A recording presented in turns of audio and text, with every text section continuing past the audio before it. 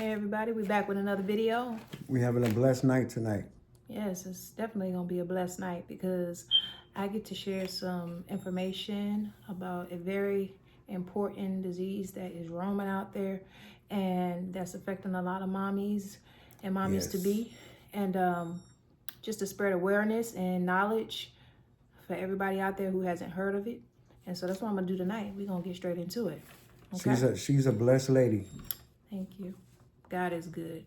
And God healed her body.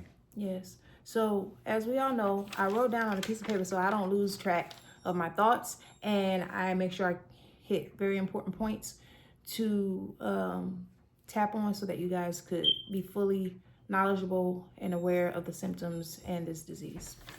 Okay, so February is heart failure month, and the color for heart failure is red, so I'm wearing my red shirt. And I'm wearing my white. Yeah, he wearing his white, and so red is the color.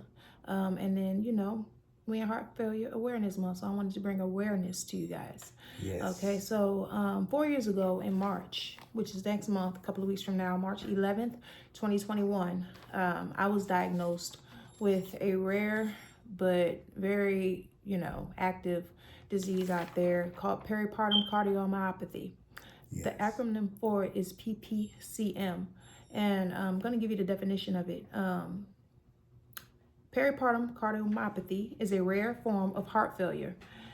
It is a rare form of heart failure that occurs towards the end of pregnancy. Yes. And or a few months after delivery. I was diagnosed about 4 days before my daughter was born. Our third and final baby girl, Kiki. Before she was born, 4 days. Yes. She was born March 15th, and I had her on the 15th, and I was diagnosed on the 11th. Sorry for stuttering, because going back in time and just going back to these moments is a little bit emotional for me. So, but I still want to spread awareness for you guys, okay? So, it's a form of heart failure, pregnancy-induced heart failure. Warning signs: rapid heart rate and palpitations, which is exactly what got me diagnosed. That was one of the symptoms that flagged the emergency department when I arrived.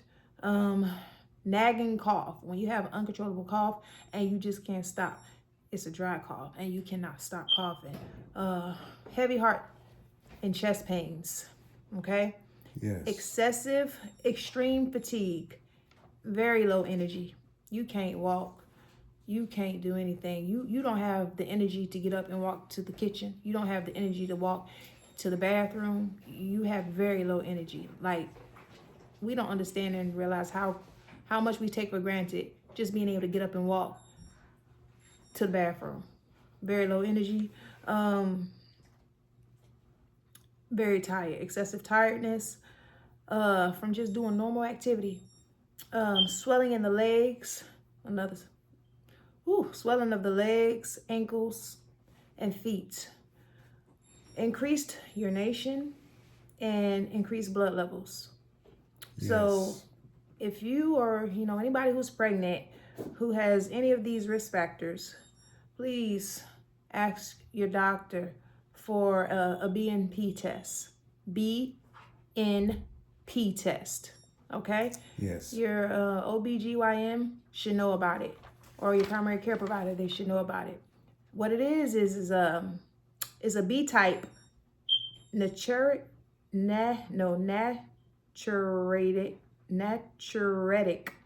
B-type natriuretic. Sorry, y'all, I'm not no doctor, but it's a B-type natriuretic peptide blood test, which measures the level of hormone called BNP released by the heart. Yes. When it is under stress. Yes. Such as heart failure. Okay? Yes. So it's a pregnancy-induced type heart failure, and what it does is it swells your heart chambers. Make a clot in your heart. It swells the heart chambers, and it's specifically the left ventricle of the heart, and it swells it up so bad that it is not able to function correctly. So it does not pump the blood into your body. Yes. The left ventricle of your heart chamber pumps the blood out into your body, right? And so what it does is it reduces the percentage of blood that's being pumped into your body because of the swelling of the chamber. And when that happens, it affects other organs in your body. It gives you very low energy, and it also gives you all of those symptoms that I just named: swelling of the legs, frequent urination, shortness of breath. I had all those things. But initially, when I first got diagnosed, like I said, it was 4 days before I had my daughter, I was having shortness of breath. And, a lot of people will mistake that for, just pregnancy symptoms, end of pregnancy symptoms. And I did too, having shortness of breath. Oh, I'm winded. This baby taking a toll on me, or my feet swelling up, Yes, your feet were swelling.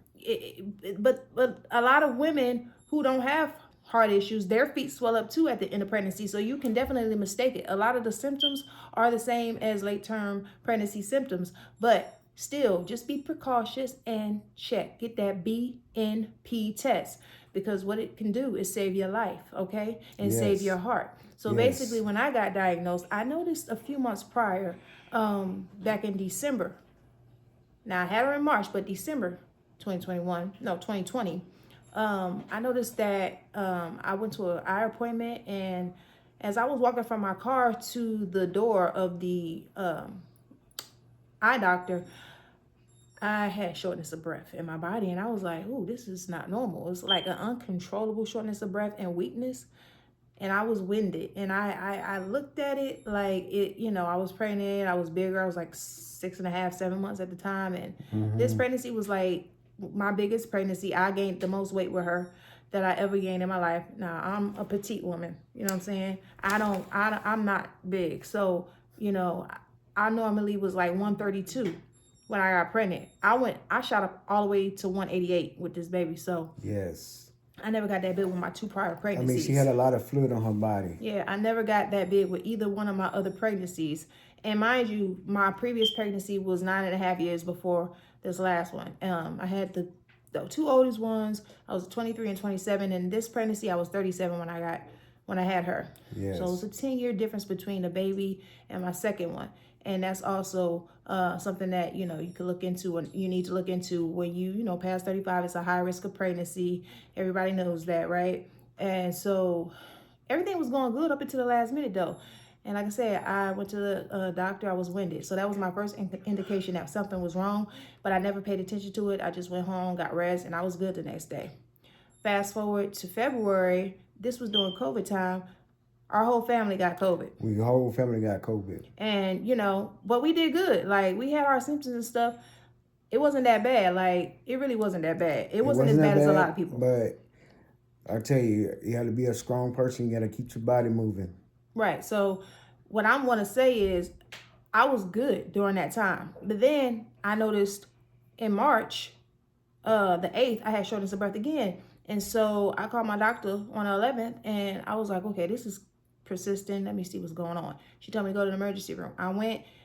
They said that my heart rate was high and they could not bring it down. And they kept me in there in the emergency room for about 2, 3, 4 hours. And it was just giving me, a lot of water. Yeah, some type of medication. I'm not sure. They pull it up with water. None sense for none of that stuff. No, they didn't give me the IV at first. No, they did not. They gave me some type of pill or oral pill. And they just had me sit and they had me wait and to see if my heart rate would come down. Okay. And it never came down. It was like 3 or 4 hours later. And then next thing you know, they told me that, that's alarming. So they decided to admit me into the hospital. And so they told me I had to stay overnight so they could run more tests and, see what was wrong, what's going on with my heart. So they admitted me into intensive care unit. And so I stayed the night. The next day, doctors came in, everything was good, you know what I'm saying? They ran a bunch of tests and everything, echocardiogram, all types of tests, blood tests. And I say a couple hours later, they came in and they told me that I was in heart failure. I didn't know what to believe. I was like, heart failure? What? I've never had any health problems in my life. 2 prior pregnancies went perfectly fine. I was always healthy all my life. And I'm like, heart failure? Man, ain't nothing wrong with my heart. I've been taking vitamins all pregnancy. Yes. You know what I'm saying? Like, what you talking about? I'm in heart failure. So I really didn't know what to believe. I really didn't know how to take it. And so I just thought in my mind, once I had this baby, my heart is going to go back to normal. and everything just gonna return back to normal because it always has in my life, right? So I didn't really think much of it. I was just like, okay. And it was like, your heart could go back to normal if and when you have this baby. It could, but it might not, but it could. So let's just see. So they told me that they wanted to do induce me. And they told me, they want to run a couple of more tests, and a couple of days later that we were gonna go in for, being induced as they was monitoring me. So I had her on the 15th. Mind you, I was in the hospital on the 11th. No, on the 8th. I went to the hospital on the 8th, right? Yeah, they. No, I went on the 11th. I was diagnosed on the 11th. I went to the hospital on the 10th. Okay, so I was diagnosed on the 11th, went to the hospital on the 10th. I had it on the 15th, 5 days later. So I was in the hospital for 5 days, okay? It was testing all that stuff. So come the 15th morning, they took me in to get me the pill to start doing the inducing. And, that didn't happen because she normally came, like my water broke and everything. And she just, like, I went through the labor and everything was normal. They wanted to monitor my heart and make sure I was good. So they wanted to put a PICC line in my arm and all types of stuff. My heart, not my heart, but my arm swelled up because they was picking the veins wrong. And I had a blood clot in my arm because of the PICC line that they had. They wanted to monitor my heart through the PICC line to make sure that everything was good during me giving birth. It was crazy. It was a whole episode She got of... a clot on her liver. I had a blood clot right underneath my heart too, and in my arm. Like, it was crazy. Like, I was in intensive care, and if I don't know if you guys know, but intensive care, you do not have windows in there in the hospital room. So I feel like I was suffocating. I had episodes of depression. We was taking pills. She was putting it in her mouth. They gave her a pill. She fainted. No, they gave me it was some type of IV in my arm where they injected some type of medication in me, and it just made me fall completely weak to the ground. Like, they was testing me with all types of medications to see if, if it will work, if what my body could take. A lot of times when you go to the doctor, and they're trying to experiment to see with different medications what works on you, may not work on another person. So they was just experimenting with all types of heart medicines and stuff, beta blockers and diuretics and stuff on me. And some of the stuff my body rejected. And so I felt the impact of it. Anyways, I had my daughter. Everything went smoothly with her. My heart was fine. I was able to do it. They was very cautious on me with that. That was like one of the best moments of the whole hospital experience because, like I said, I was in there for 5 days and it was horrible. I had to get a priest to come in there, try to calm me down. I was just going through. Okay, imagine you already emotional having a baby. Your body is all out of whack. You know what I'm saying? Then you being told that you in heart failure. Then you got a whole bunch of needles being stuck in you. All types of medication being tried on you.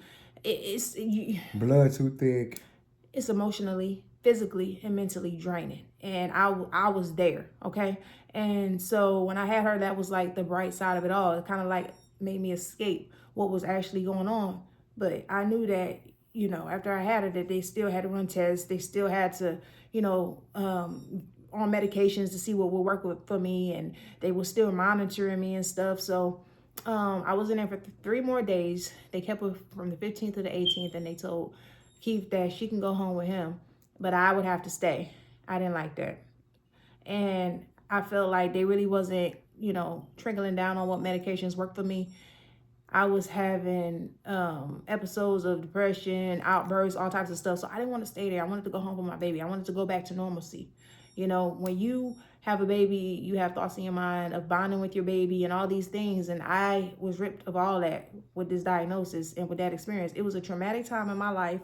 And I wish to God that no other female really has to go through it because it was very emotional. Okay. So I ended up checking myself out the hospital because I couldn't take it no more. I was already in there for 8 days at that time, 9 days, from the 10th to the 18th. 8 days I was in the hospital. And I feel like I wasn't feeling better. I didn't get no results. I was depressed. I was outbursts and everything. So I checked myself out against doctor's orders. And that wasn't a good idea, but I did what I felt that I needed to do at that time because I wanted to go home to normalcy. I wanted to be with my babies. I wanted to be around my 2 older ones because it was during COVID time and they could not be in the hospital with me. And I hadn't seen them in 9 days. I'd never been away from them that long in their lives. And I just needed to be with them because I didn't know what was going to happen. And so I needed to go home. And that's what I did. So we got in the car and we went home with our baby. And I didn't take no medications with me because I checked myself out against doctor's orders. So I noticed within an hour, by the time we got from the hospital to home, that stuff was not normal because I wasn't able to walk from the car to the door. I noticed that my energy levels was completely gone. I noticed that I was completely feeling no energy in my body, completely different. I knew something was wrong. So she still had the pneumonia. Yeah, but I was diagnosed with pneumonia at an urgent care when I went a couple of days after me being home because I was having shortness of breath. I didn't know what was going on with me. So they diagnosed me with pneumonia, but I did not have pneumonia. I had pericardial cardiomyopathy. So anyways, what happened was I got home. I knew something was different. We had family coming to town to help him, to help me, to help the kids. Because I was too weak. I didn't have the strength in my body. I stayed home for 9 days from the 19th until, 10 days to the 19th. Like to the 31st. And then I went back to the hospital. Knowing those weeks or that week and a half or 10 days, my feet swole up so bad. My legs swole up so bad. I retained so much fluid. I couldn't lay flat on my back. I was having shortness of breath.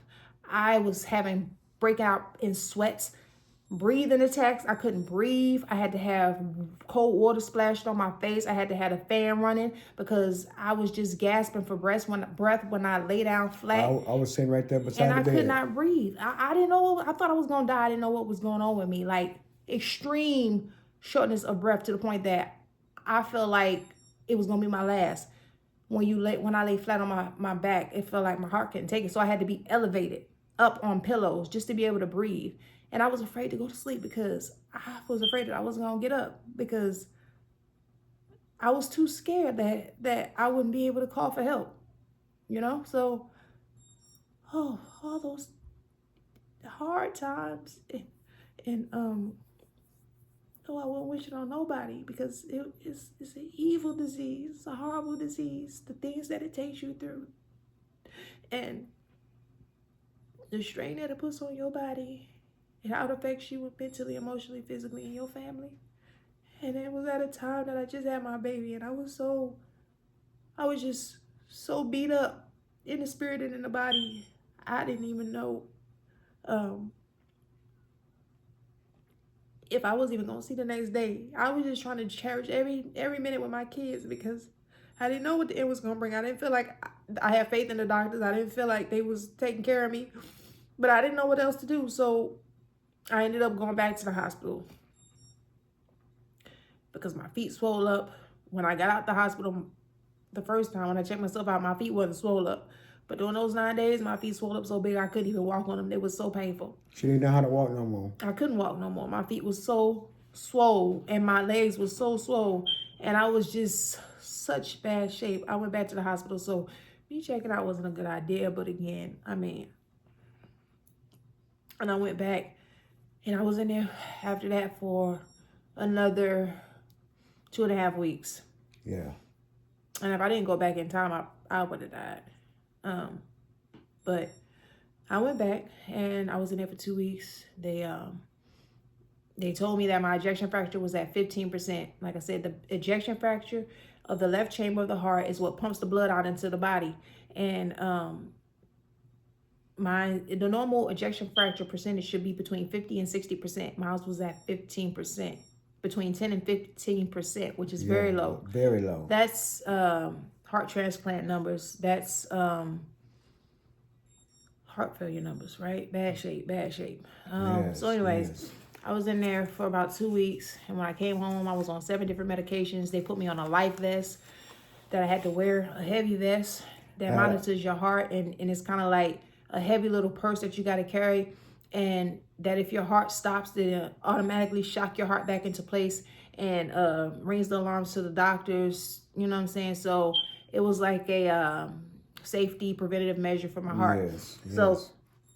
I didn't like being in the hospital, but I knew that I had to go in there and deal with it, and hopefully I get better and be able to come back to my babies. My babies was home at this time. I was not able to be around them the way I was used to, and I was sick. Everything was going out of whack. My life wasn't even in my control anymore.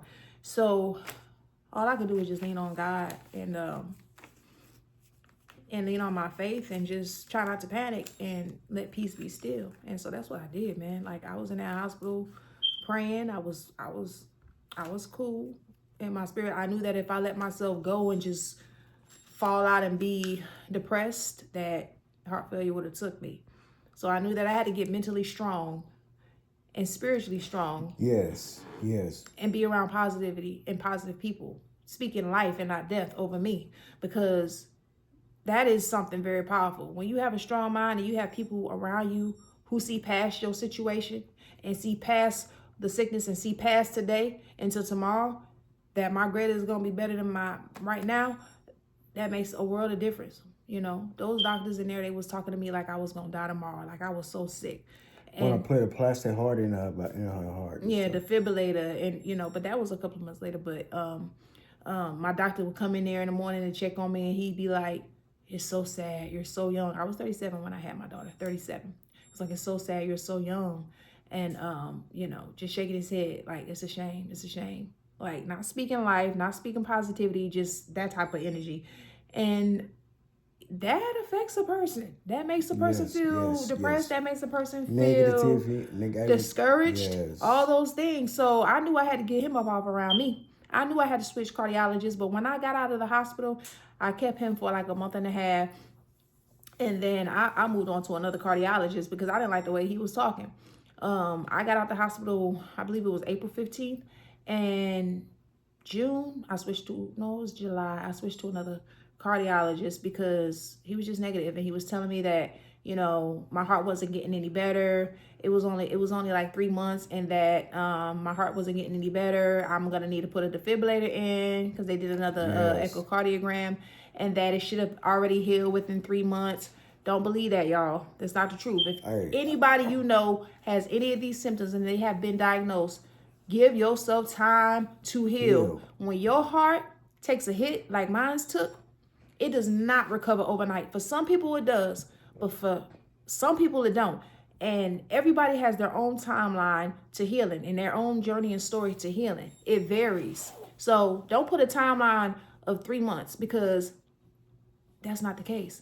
And I thank God for my regular PPC, physician.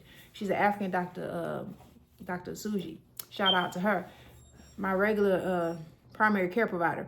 She told me, she be on a call with me. She was like, "This is weird. You've never been like this. She been seeing me for like 5 years prior. You was always healthy. Your heart took a hit, yes, but your heart's gonna get better." She said, "If I were you, I recommend you go see another cardiologist, get a second opinion. I don't think you should put the defibrillator in your heart." Like, she was speaking life. She was speaking positivity in my ear. And I was already speaking that stuff over myself. So it's like, I got to get up off around him. So, yeah, she said, give yourself time. It could take anywhere from a year to 2 years for your heart to heal. At least 18 months. Give yourself at least 18 months to a year and see where you're at then. But do not be so hasty to do that. Get another cardiologist, which is exactly what I did. Got another cardiologist. He was telling me the same thing. Got another cardiologist. And then I ran into the right cardiologist. And he was telling me, yeah, it could take up to 2 years. I've seen women take up to 2 years, 2.5 years for their heart to heal. And so I was like, okay, it's only been a couple of months. It's only been 3 months. It's only been 6 months. I ain't at 2 years yet. There's still hope.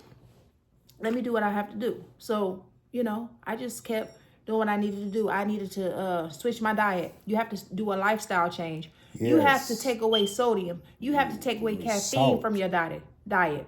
And that helped our whole family because he adapted to that diet with no sodium, and he lost a lot of weight.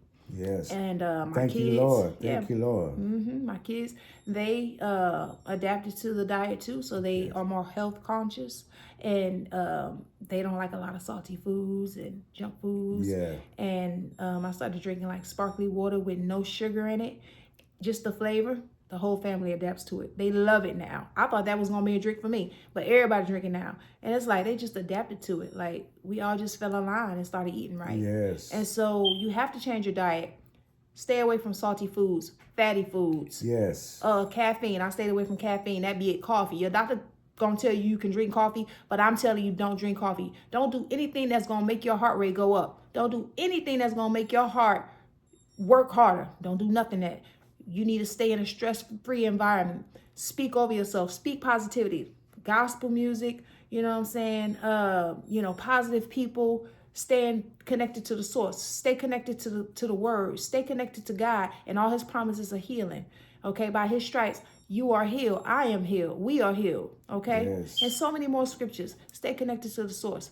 Okay, keep your mind focused on other things that's gonna, keep you going.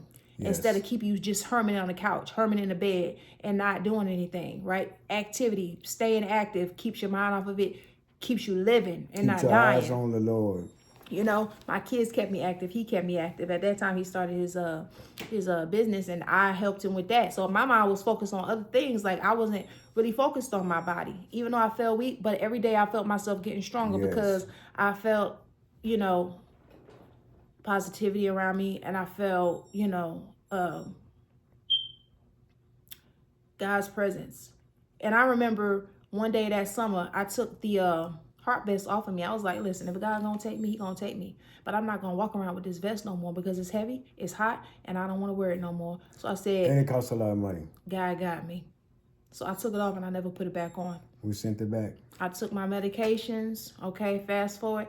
I just stayed on with that diet. Once I got strength enough to get up and walk, I started walking. I started doing yoga stretches. I kept my diet eating right. No outside food from the supermarket. Not the supermarket, but the fast food joints. You got to stay away from pizza, french fries, burgers, all that stuff. Eat clean. Baked chicken, air fried chicken, grilled chicken. No fried chicken. Okay? Stay away from anything that's gonna hurt your body. Juicing. I started juicing. Apples gives you energy. Lemons give you energy. I did a video on that. The ginger lemon drink. But I did apples. I did beets. Beets give you tremendous energy. It is so healthy for the heart. It's so powerful. So powerful. So healthy for the heart. Beet juice, carrot juice, salads, clean salads. I stayed away from any salad dressings that had high sodium in it. Stay away from the seasoning salt. I adapted the seasoning Goya, which has 75 milligrams per quarter teaspoon of sodium, whereas sea salt and all that got like over 1,000 milligrams per quarter teaspoon. So you need to watch those things, because if you just dab in the salt, dab in the seasonings in your food dishes and in your meat, baby, that's 1,000 times, however many times you dabbing it, it adds up. And what that does is retain water in your body. You don't want that stuff in your body, especially if you're dealing with a heart issue. Stress-free environments is very vital. When you are in a stress-free environment and you feed your mind encouragement, you feed your mind uplifted thoughts of healing, thoughts that you're going to get past this point, thoughts that you're going to conquer this with God, thoughts that you're going to make it. Stay away from people that treat you like you some type of object, that you just, some type of sickly person. Yeah. Stay away from that. I guarantee you're going to be on a journey to healing. I also came across a very, very beautiful community on Facebook. It's called PPCM. It's called, let me see, I wrote it down. Let's Talk PPCM. I'm going to put her a screenshot of her page on this video, because her name is Brianna, and she is in Dallas, Texas. She was diagnosed with it also at 26 years old, and she recovered after about 3 years. Her sister was diagnosed with it about 3 years prior to her. Her sister wasn't so lucky. She was 27 when she died. She died from this disease, terrible disease, and left her babies behind. But her sister got it 3 years later, and she started researching it, and she's like, this is the same thing my sister had. And now I have it. So she started advocating, started spreading awareness. And I thank God for her, because me coming across that page helped me to advocate for myself. It also helped me to feel like I wasn't alone. Yes. Like there was other people out there in the world who had what I had, who has overcome this condition, who has persevered, you know, and then some haven't. But also just to get the encouragement and the Yes. knowledge that I needed to know exactly what I had, because, you know, a lot of times those doctors don't be telling you everything, right?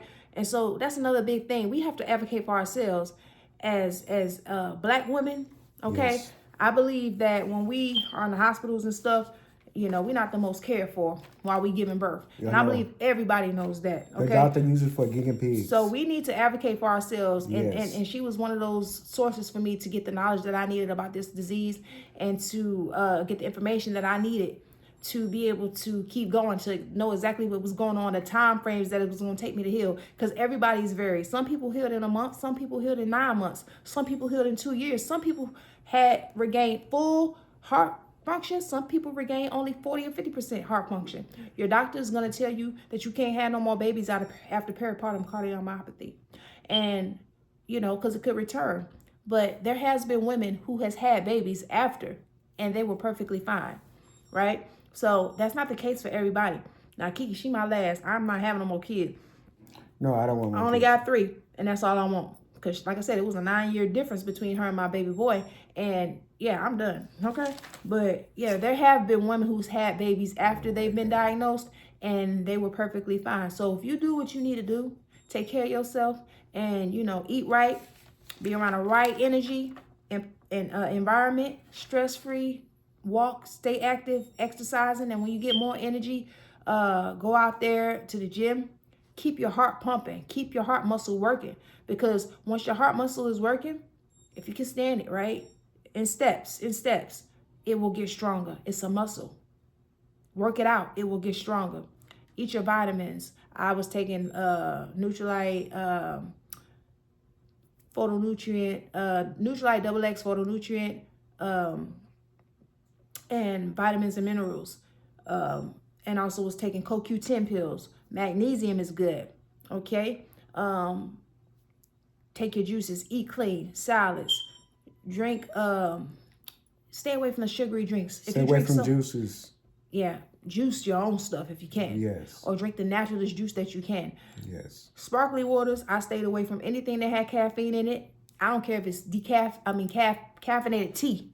I ain't drinking it. I don't drink that stuff to this day. Black tea, any tea, I don't drink none of that stuff.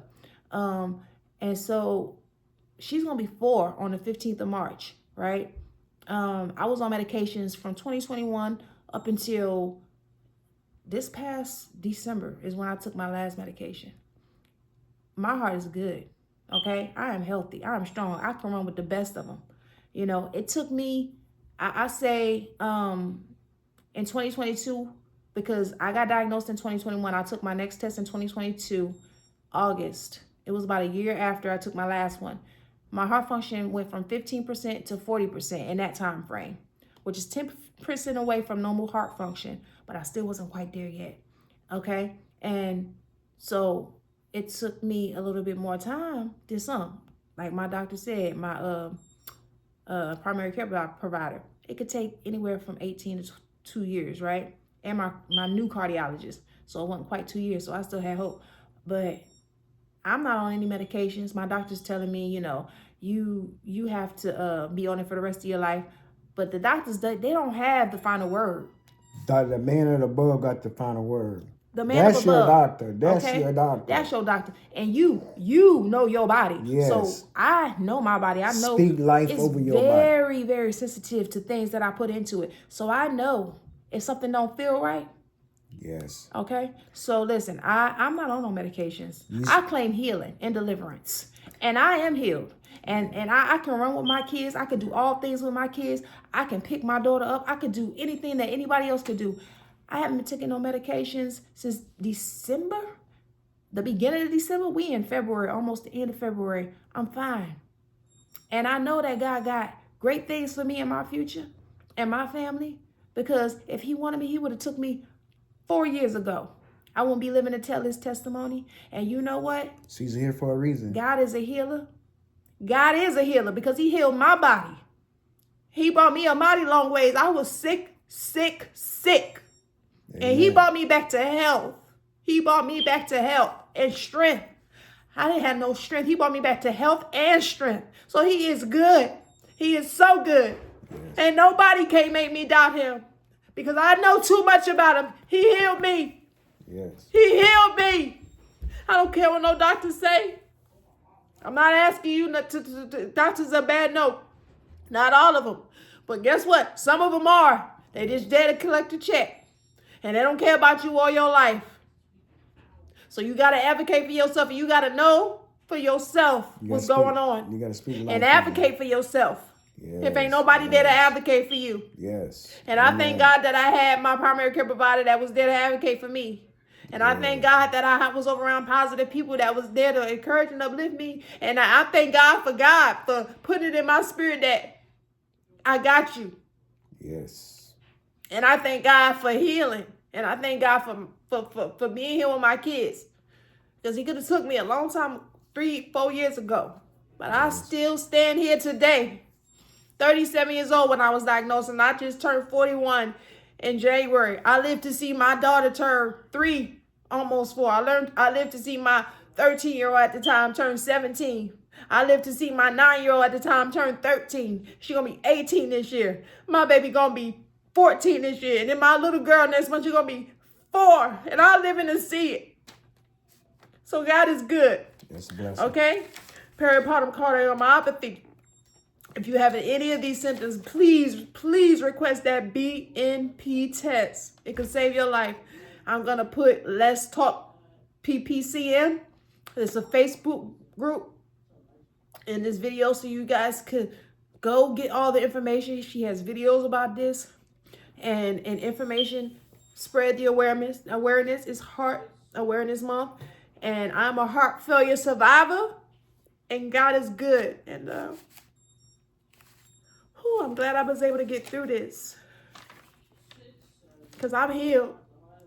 And I'm a walking miracle. Set free. I'm a walking miracle that God is real. Testify. Because if he healed me, he can heal you. Yes. So don't be discouraged. Yes. And don't believe every negative thing that's being put in your ears. Push it out. Push it out. That's your doctor up there. Speak life over you. God has the final say. Speak that spirit over you. Speak life, speak love, speak power, speak positivity, and also speak encouragement over yourself. Speak the word over yourself. Yes. Speak health over yourself. Yes. In the name of Jesus. I love y'all. Y'all have a good night. Bye.